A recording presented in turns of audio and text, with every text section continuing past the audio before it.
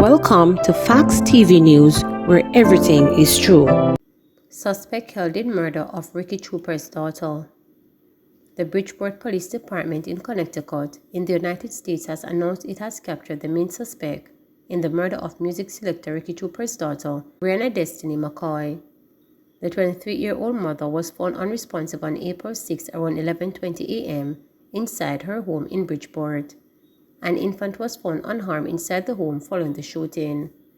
40-year-old Derek Francis, who McCoy was dating, was named as suspect in the homicide. On Monday, the Bridgeport Police Department announced on its social media pages that he has been captured. The department said details would be provided later. McKenzie condemns killing of homeless man in Port Antonio. Minister of Local Government Desmond McKenzie has strongly deplored Saturday's murder of a homeless man, Lee Donald, in Port Antonio, Portland. Donald's body was found with stab wounds on West Street in the parish capital.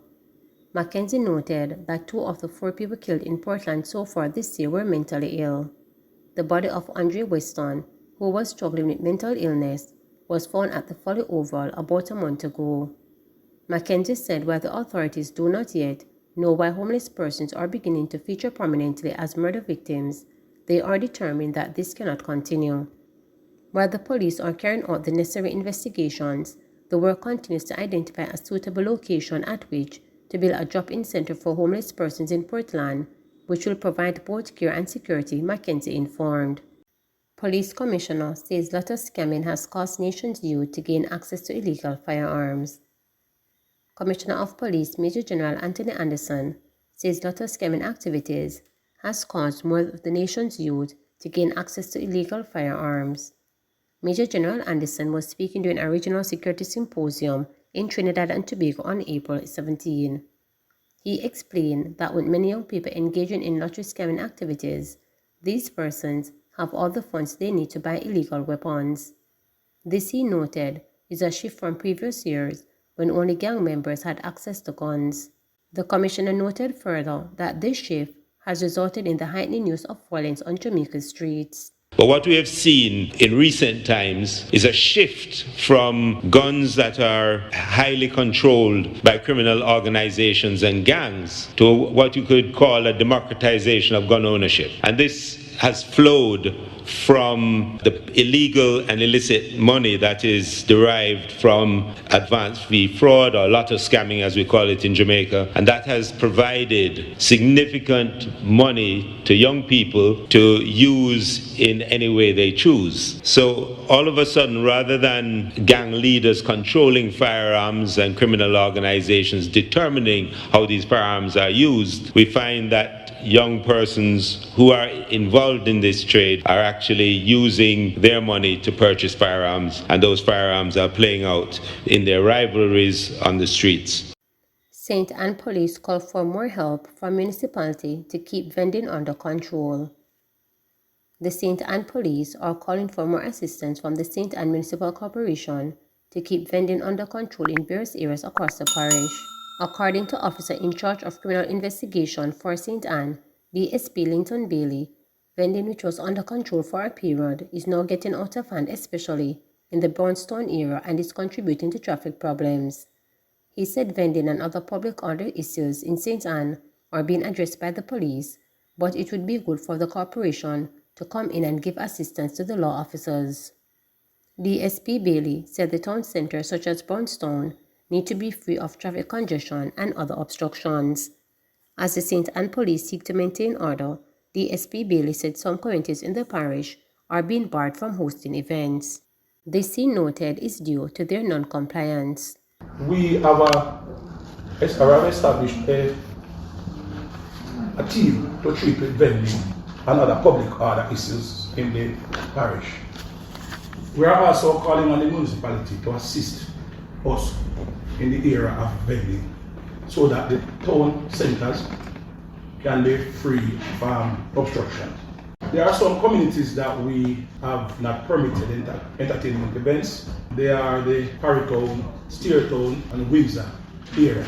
Having analyzed these areas in relation to possible or potential criminal activities, we have opted not to give permission at this time. However, We'll be having a review of these areas in short order to see where we are and how we can work out something that these events can be resumed in these areas. Businessman who unlawfully sold bleaching cream to pay government $6.4 million. A St. Andrew businessman whose lifestyle was allegedly financed in part by the unlawful sale of bleaching cream was ordered to pay over $6.4 million to the government. The Financial Investigations Division FID secured the multi-million-dollar penalty against G. Chong for the benefits he allegedly derived from the unlawful sale of the products in the Supreme Court on March 23rd under the Proceeds of Crime Act (POCA). Reports are that in 2017, Mr. Chong was charged with unlawful possession of quantity of bleaching cream stored for sale, contrary to Section 26 of the Pharmacy Act. The products contain substances that are classified as List 2 and List 4 drugs or prescription drugs and would require a medical doctor's authorization before use. Mr. Chong, represented by King's Counsel Peter Champagny, was also charged with breaches of the Customs and Food and Drugs Act.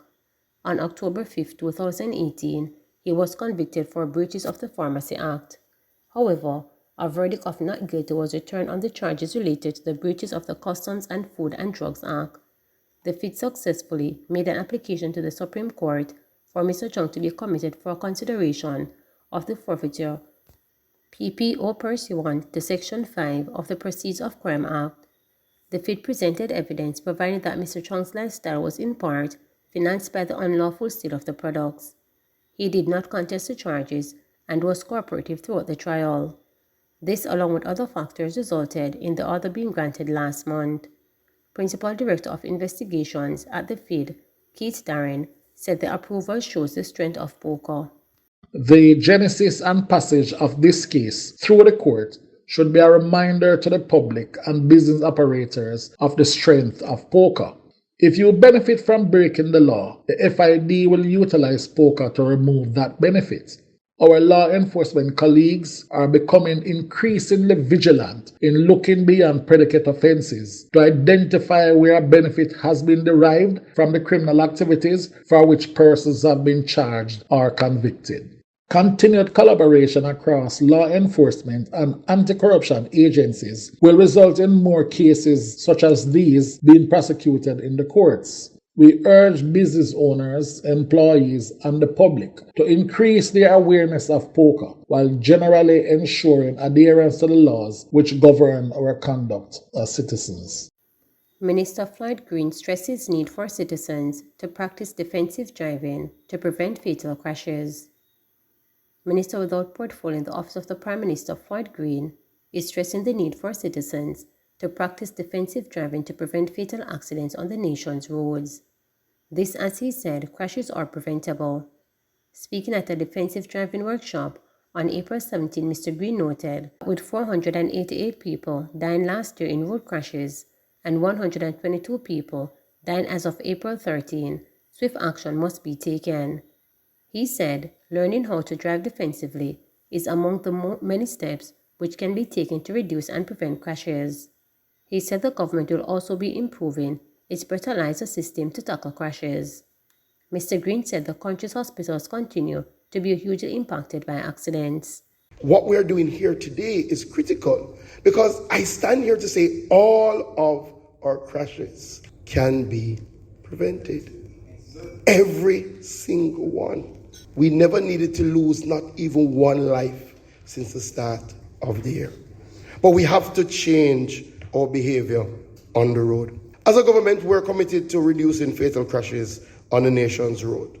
We're working through the National Road Safety Council with some international support from the FIA Foundation to establish what we call a national helmet wearing coalition.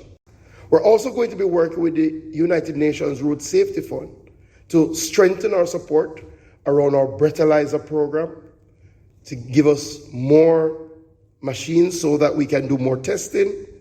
Also, we're going to be doing some work to map our crash hotspots so that we can see how we can put in preventative intervention. And we're going to be doing some work around injury surveillance because we speak a lot about deaths.